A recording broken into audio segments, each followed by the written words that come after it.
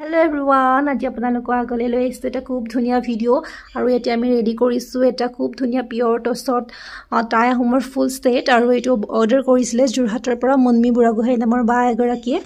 ফুল ষ্টেটত আপোনালোক কি যাব মই এবাৰ কৈ দিছো ইয়াতে ফাসু যাব লগতে ফাসিন লগতে ফাৰু আৰু ফামাই গুটেকিটা বস্তু যাব একেলগতে আৰু টিকেটে ফুললি কাস্টমাইজ কৰি বনাইছিলে হেহে আমি গুটেই কিটা বস্তু সেম ডিজাইনতে বনাই দিছো সেম ফুলতে আৰু কেনেকা লাগিছে জনাব দেই লগতে আৰু এজো অৰ্ডাৰ আছে এজো কইনাৰ বাবে ব্ল্যাক টছত খুব ধুনিয়া বিছনি ঘাই লগতে গছা পুত্ৰৰ এজো বুৱাই আনি থৈছো আমি কাপোৰ আৰু লগতে এজো সিলাব লাগিব আৰু এতিয়া লগতে কিং খাপ বুটাৰো এজো আছিল খুব ধুনিয়া পিয়ৰ টছৰে হয় এজো